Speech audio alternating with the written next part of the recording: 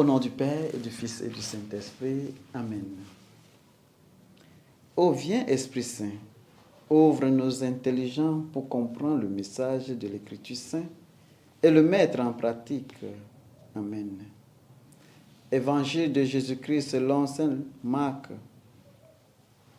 En ce temps-là, Jacques et Jean, les fils de Zébédée, s'approchèrent de Jésus et lui disent: Maître, ce que nous allons te demander, nous deviendrons que tu le fasses pour nous.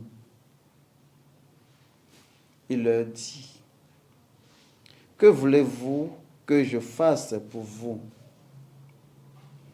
Ils leur répondirent: Donne-nous de siéger, un à ta droite et l'autre à ta gauche, dans ta gloire. Jésus leur dit: Vous ne saviez pas ce que vous demandez. Pouvez-vous boire la coupe que je vais boire, être baptisé du baptême dans lequel je vais être plongé? Il leur dit: Nous le pouvons. Jésus leur dit: La coupe que je veux boire, vous le boirez, et vous serez baptisés du baptême dans lequel je veux être plongé. Quant à siéger à ma droite ou à ma gauche, ce n'est pas par moi de accorder. Il y a ceux pour que cela est préparé. Les 10 autres qui avaient attendu se mirent à se indigner contre Jacques et Jean. Jésus les appela et leur dit: Vous le savez, ce que l'un regarde comme chef de nation recommande un maître. Le grand le font sentir leur pouvoir.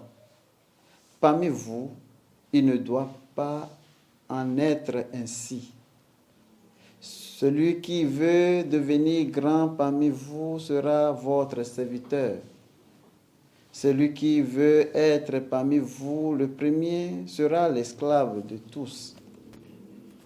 Car le Fils de l'homme n'est pas venu pour être servi, mais pour servir et donner sa vie en rançon pour la multitude. Acclamons la parole de Dieu. Celui qui veut devenir grand parmi vous doit être votre serviteur. Bien-aimés du Seigneur, loué soit Jésus-Christ. Nous célébrons le 29e dimanche du temps ordinaire année B. La lecture de l'évangile d'aujourd'hui pose et répond à la question: comment devient-on grand?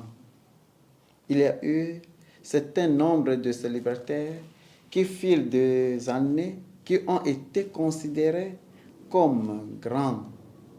Mais qu'est-ce que cela signifie d'être grand aux yeux de Dieu? C'est la vraie question pour nous, n'est-ce pas?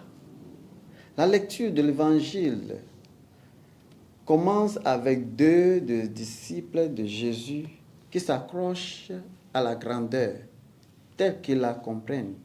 Jacques et Jean voulaient s'asseoir à la droite de Jésus et sa gauche lorsqu'il entrera dans sa gloire. Il veut être grand dans le royaume des cieux, mais ils ne savaient clairement pas ce que cela signifie. Jésus leur offrit un chemin vers la grandeur, mais c'est un chemin très différent de celui qu'il avait en tête. Servir les autres, nous dit Jésus, est le chemin vers la vraie grandeur. Et Jésus offre sa propre vie comme un modèle pour devenir grand en servant. Le chemin vers le vrai grandeur réside dans le service. Lorsque nous regardons autour de notre monde aujourd'hui, il est clair que le choix le plus populaire est être servi. Aux yeux du monde, le chemin de grandeur réside clairement dans le fait d'être servi de plus en plus de façons